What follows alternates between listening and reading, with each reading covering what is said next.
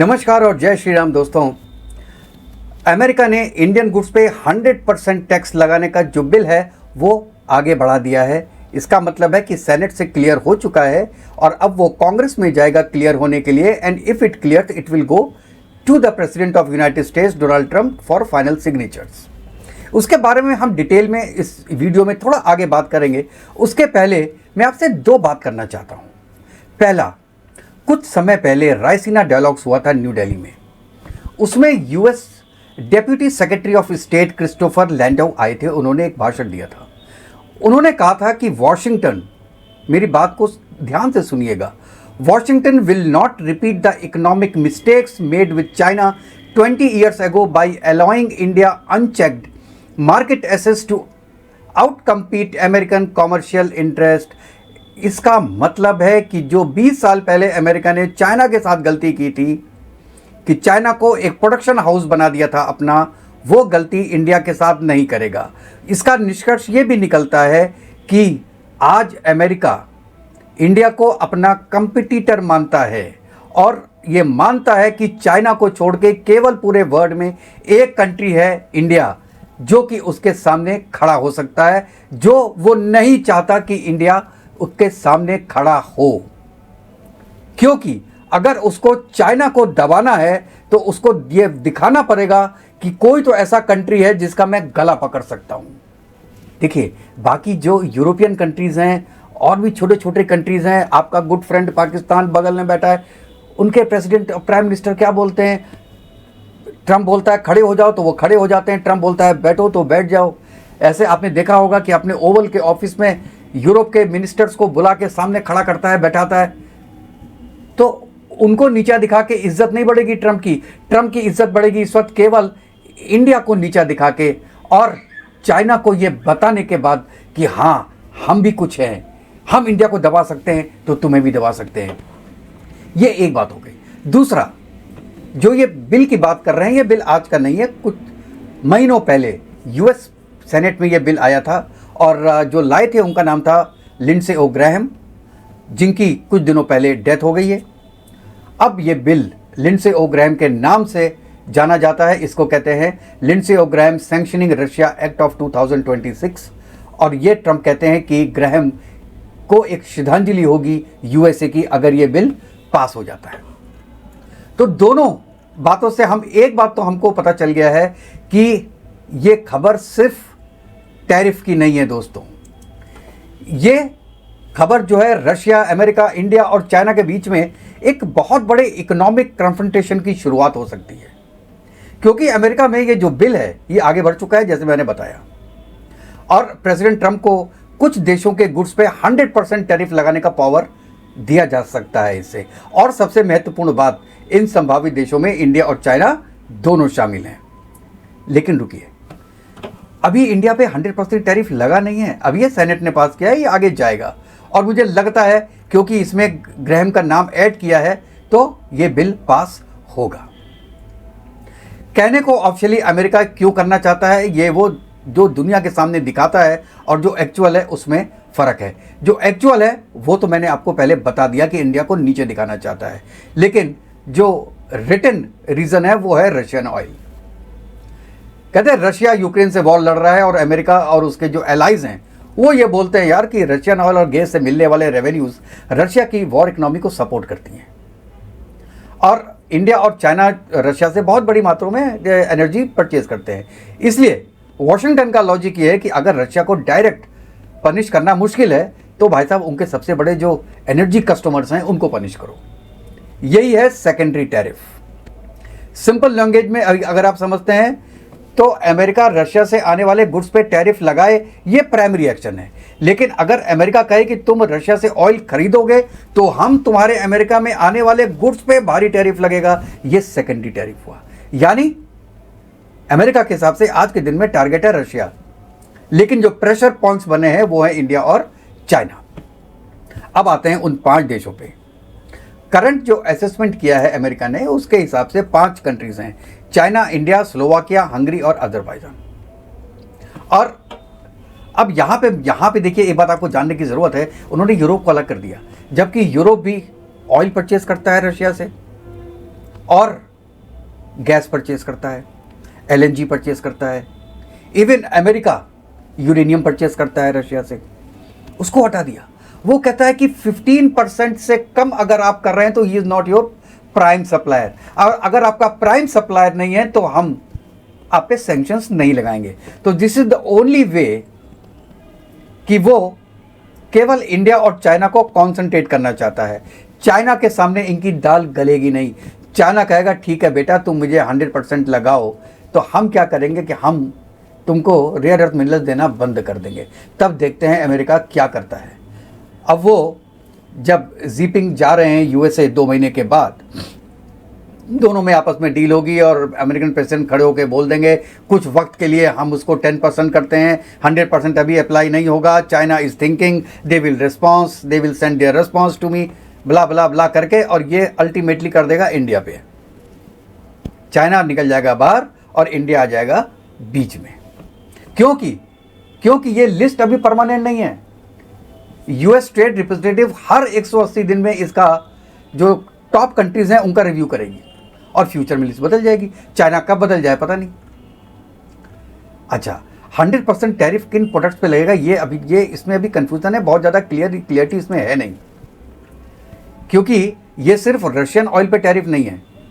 अगर इंडिया इस प्रोविजन के तहत टारगेट कंट्री बनता है तो अमेरिका में इंडिया से आने वाले गुड्स पे टैरिफ ज़्यादातर जो आइटम्स हैं वो उसके दायरे में आ सकते हैं। यानी इंपोर्ट जो है वो सिर्फ ऑयल कंपनीज पे नहीं होगा, इम्पैक्ट एक्सपोर्टर्स पे भी होगा जो बाकी चीज़ें एक्सपोर्ट करते हैं, और अल्टीमेटली अमेरिकन इंपोर्टर्स और जो कंज्यूमर्स होंगे उन पे भी टैक्स लगेगा। अब बात आता है कि इंडिया से अमेरिका खरीदता क्या है। सबसे पहले आता है जिसमें टैक्स लग सकता है, इलेक्ट्रिकल एंड इलेक्ट्रॉनिक्स इक्विपमेंट। इसके बाद आता है pharmaceutical products, machinery, James and precious stones, organic chemicals, petroleum products, textiles और गारमेंट्स, आयरन और स्टील प्रोडक्ट्स, ऑटो और vehicle component, sea food, leather products और कई इंजीनियरिंग गुड्स। 2025 में US ने इंडिया से करीब $100 बिलियन से ज़्यादा का गुड इंपोर्ट किया है। इसलिए अगर 100% टैरिफ वास्तव में लगाया जाता है तो ये बहुत बड़ा ट्रेड शॉक होगा। और इंडिया के लिए सबसे बड़े सेंसिटिव सेक्टर्स कौन होंगे? पहला होगा टेक्सटाइल और अपैरल। अमेरिका इंडिया के टेक्सटाइल एक्सपोर्ट का बहुत बड़ा मार्केट है, और इंडिया का जो शेयर है एक्सपोर्ट्स का USA को, वो पूरे एक्सपोर्ट्स का लगभग 30 to 49% है। टेक्सटाइल की बात कर रहा हूँ। तो यानी इंडियन टेक्सटाइल कंपनीज के लिए अमेरिका कोई भाई साहब छोटा मोटा मार्केट नहीं है, बहुत बड़ा मार्केट है, 49% तक का मार्केट है। दूसरी जो सबसे बड़ी चीज़ होगी वो है फार्मास्यूटिकल्स। इंडिया दुनिया का एक सबसे बड़ा जेनरिक मेडिसिन सप्लायर है और वर्ल्ड की करीब 40%, इवन USA में 40% जेनरिक मेडिसिन इंडिया की है। और अब क्या होगा कि US में अगर ये 100% उसमें आप टैक्स लगा देते हैं, टैरिफ लगा देते हैं, तो अल्टीमेटली क्या होगा? अल्टीमेटली ये होगा जो $1 की दवा होती है वो $2 की हो जाएगी। इंडिया को शायद इतना इफेक्ट उसमें भी ना हो, क्योंकि देखिए एक तो ये है कि सपोज कीजिए एक आइटम $50 का है। अब क्या हुआ, US ने कहा 100% ड्यूटी लगा देंगे। ड्यूटी लगा दिया तो क्या होगा, 50 का प्रोडक्ट $100 का हो जाएगा US के मार्केट में, क्योंकि जो टैरिफ देता है, टैरिफ हम नहीं दे रहे हैं, टैरिफ दे रहा है जो इंपोर्ट कर रहा है US का बंदा। और वो किससे लेगा? वो कस्टमर से लेगा, जो एंड कस्टमर है। तो एंड कस्टमर को पड़ा $100 का, जो पहले उसको पड़ता था $50 का, अब पड़ता है $100 का, उसके लिए डबल हो गया। अब अगर कोई दूसरी कंट्री है जैसे वियतनाम, वो $75 में वो प्रोडक्ट देने को तैयार है, तो क्या होगा? तो नेचुरल है कि वहाँ पे जो एक्सपोर्टर होगा, इंपोर्टर होगा एक्चुअली इंडिया से, वहाँ पे जो इंपोर्टर होगा वो ये सोचेगा कि $75 का हम प्रोडक्ट मार्केट में दे दें। ठीक है, प्रोडक्ट दोनों सेम है, तो उससे क्या होगा, इंडिया को तो 100% का नुकसान होगा, क्योंकि जो $50 हो रहा है इंडिया का, जिसमें वो प्रोडक्ट दे रहा था, वो तो उसका नुकसान हो गया पूरा। और केवल वही नुकसान नहीं है, उसके साथ साथ मैन पावर का नुकसान है, आपकी जो भी कंपनी है, कंपनी की प्रॉफिटेबिलिटी में नुकसान है। तो ये नुकसान केवल एक चीज़ नहीं है, ये मल्टीफोल्ड होता है। और जो जैसे वियतनाम है उसको पूरा फायदा होगा, जो पहले नहीं बेच पाता था क्योंकि इंडिया का रेट $50 था, अब वो $75 है तो वो बेच पा रहा है। अब देखिए जो कंज्यूमर है, कंज्यूमर का तो $25 का नुकसान हुआ। जो चीज़ वो पहले 50 में लेता था आज वो 75 का ले रहा है। तो अल्टीमेटली प्रेशर किस पे आएगा?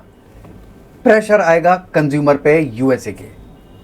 जहाँ वैसे ही महंगाई की दर बढ़ रही है, लोग परेशान हैं महंगाई से, वहाँ पे ये अतिरिक्त जोर पड़ेगा।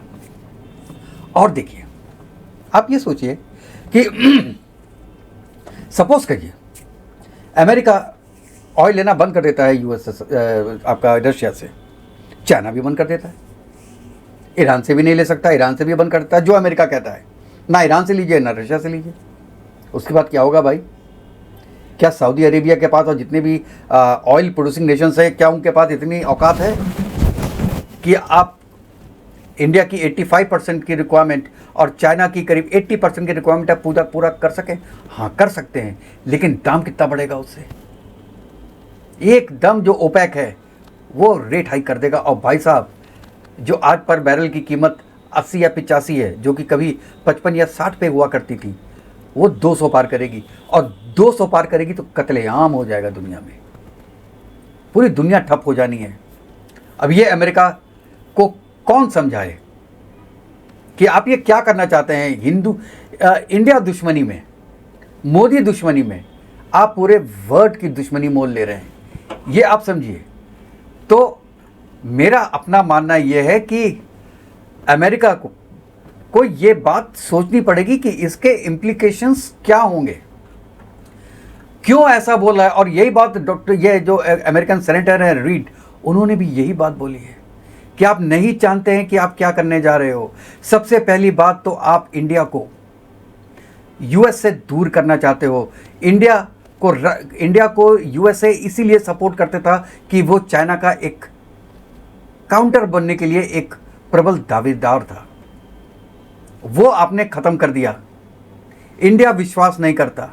दुनिया ये देखती है कि अगर इंडिया विश्वास नहीं करता आप पे, तो बाकी कंट्रीज क्यों करें? आप देख रहे हैं को यूरोप का एक कंट्री ऐसा नहीं है जो आज अमेरिका पे रिलाई करता हो। पूरा गल्फ आज अपने टर्म्स ढूंढ रहा है, अपनी एसोसिएशंस ढूंढ रहा है, अपने पैक्ट्स ढूंढ रहा है। जैसे आपको पता होगा 2 दिन पहले पाकिस्तान, सऊदी अरेबिया और टर्की के बीच में डिफेंस पैक्ट हुआ। ऐसे ही मुझे लगता है बहुत जल्दी यूएई, मिस्र, इज़राइल और इंडिया, ये कुछ कंट्रीज मिलकर भी ऐसा पैक्ट बनाने जा सकते हैं या बना सकते हैं। आप देखिए, लोग अलग अलग पैक्ट में जा रहे हैं, आप पे कोई विश्वास नहीं कर रहा है। शायद आप यही चाह रहे थे कि पूरा अमेरिका अकेला पड़ जाए। आपके साथ इतने हाथ हुआ करते थे पहले, इसलिए आपकी ताकत ज़्यादा थी। आप आज एक एक करके अपने दोस्त खोते जा रहे हैं। पाकिस्तान को तो मैं आपका दोस्त मानता नहीं हूं, क्योंकि वो दोस्ती करने लायक नहीं है। नौकरों को पैर पे रखा जाता है, उनसे दोस्ती नहीं की जाती, भीख दी जाती है। चाहे सऊदी अरेबिया हो, चाहे यूएई हो, चाहे चाइना हो, चाहे आप हो, आप भीख ही देते हो उनको ना। IMF से कहते हो यार कुछ पैसे डालो इनके मुंह पे, कम से कम 1 साल तो और चले। फिर 1 साल के बाद कहते हैं फिर थोड़ा पैसे डालो यार, 1 साल चले। आप ये समझ लो कि आप गड्ढे में पैसे डाल रहे हो, दोबारा आपके पास आने नहीं है वो पैसे वापस। यही कह के आप पाकिस्तान चलाते हो ना। तो पाकिस्तान की बात नहीं कर रहे, बड़ी बड़ी कंट्रीज़ की बात कर रहे हैं, पूरा यूरोप की बात कर रहा हूँ। आप ये देखिए, टर्की भी नेटो का हिस्सा है, लेकिन टर्की भी विश्वास नहीं कर रहा है, वो जा रहा है पाकिस्तान के पास। इंडिया ढूंढ रहा है कि यार RIC बन जाए, रशिया, इंडिया और चाइना, ये बड़ा मजबूत हो जाए, जिससे कि हम तीनों मिल जाएं तो कम से कम काउंटर कर सकें यूएस को। और यही वो कह रहे हैं सेनेटर कि साहब आप ये बहुत बड़ी गलती कर रहे हो, इंडिया को अपने अगेंस्ट में लाके दुनिया को अपने अगेंस्ट में कर रहे हो। ऑयल प्राइसेस कहाँ चले जाएंगे इसमें? केवल एक इंडिविजुअल की दुश्मनी पे, और वो भी दुश्मनी ऐसी कि मोदी ने कहा कि नहीं, ऑपरेशन सिंदूर के बाद कि जो पाकिस्तान और इंडिया के बीच में मामला हल हुआ उसमें आपका कोई हाथ नहीं था, आपने कोई सीज फायर नहीं कराया था, ये म्यूचुअल था। केवल इसलिए अपनी बात करने के लिए आपने तो 100 बार झूठ बोला। फिर भी अब लोगों को समझ में आ गया है कि आप झूठ ही बोलते हो। सुबह कुछ बोलते हो, दोपहर में कुछ बोलते हो, शाम को कुछ बोलते हो ट्रम्प साहब, इसलिए आप पे तो कोई विश्वास करता नहीं है। आपका बोलना बेकार हो गया जो आपने 1000 बार बोला।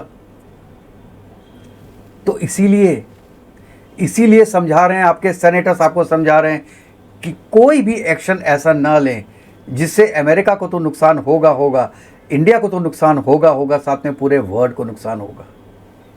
और एक आप छोटी सी बात आप ये बताइए, आप 100% 200% टैरिफ लगा दिया, चलो इंडिया का तो बहुत नुकसान हो गया, इंडिया का बहुत नुकसान कर दिया। आपने अपना क्या फ़ायदा किया? आपको एक पैसे की चिंता नहीं है यूक्रेन और रशिया की वॉर ख़त्म करने में, एक पैसे की चिंता नहीं है। आप उसके बहाने अपनी रोटियां सेक रहे हो। यूक्रेन को डिफेंस इक्विपमेंट सप्लाई कर रहे हो थ्रू यूरोप। खुद कहते हो जी यूरोप देता है पैसे, हम सप्लाई करते हैं यूक्रेन को। आपका तो धंधा चल रहा है अच्छा खासा, तो आप क्यों वार रुकवाना चाहते हो? आपका तो एक आदमी नहीं मर रहा उसमें।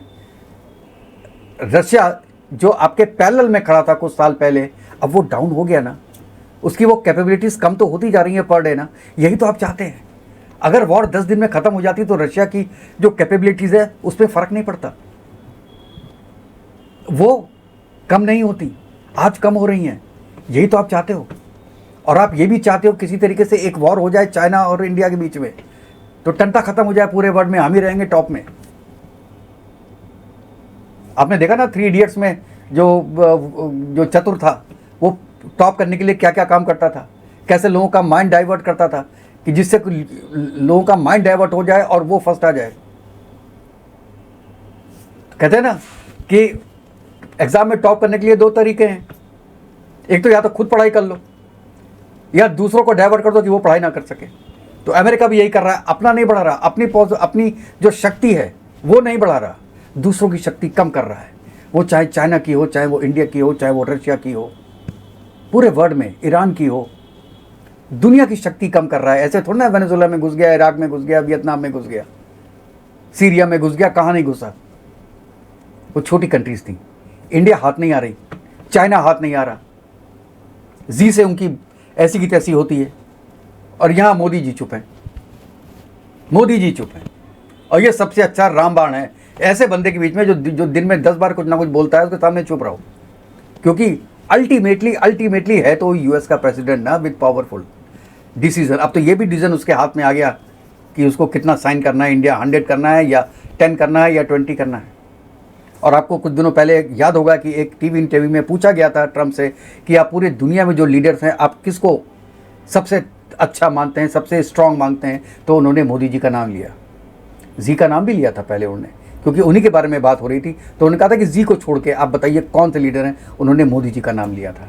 मतलब वो जानते हैं कि मोदी जी हैं जो कि उनकी बात सुनते नहीं है, उनके अंदर ये शक्ति है कि वो आपका सामना कर सकते हैं। वो अकेले सामना नहीं करते, वो पूरी इंडिया की 150 करोड़ की जो पूरी जनता है वो उनके साथ सामना करती है।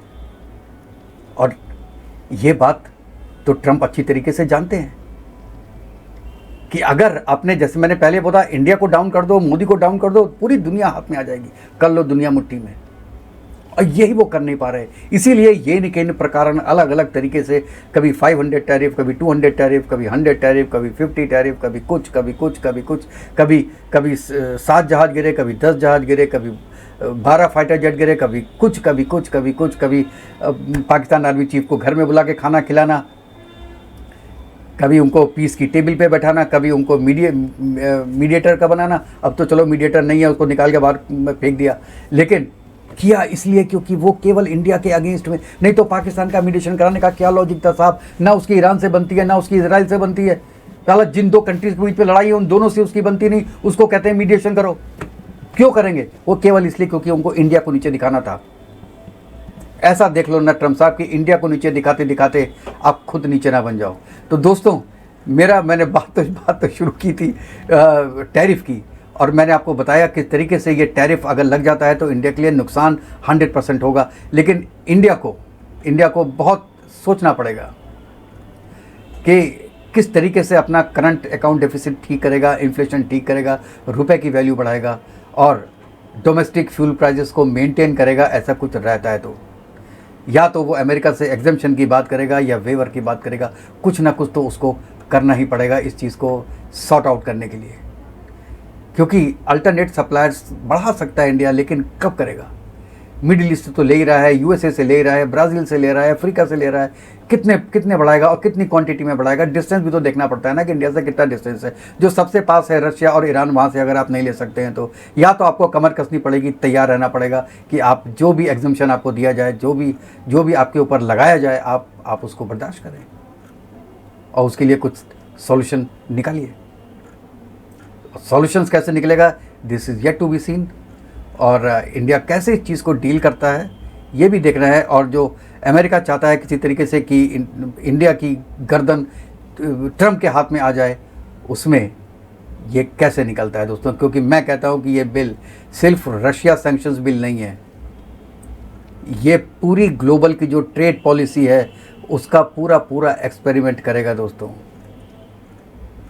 और हमको आगे बढ़ के देखना है कि ये इसका क्या इफ़ेक्ट होगा इंडिया पे और पूरे वर्ल्ड मार्केट में, जैसे मैंने बताया कि कैसे पूरा ऑयल वर्ल्ड मार्केट इससे इफेक्ट होगा। दोस्तों आप इसके बारे में क्या सोचते हैं, अपनी राय ज़रूर दीजिएगा। तो नेक्स्ट वीडियो में मिलते हैं, तब तक के लिए जय हिंद, जय भारत, वंदे मातरम। खुश रहिएगा, स्वस्थ रहिएगा दोस्तों।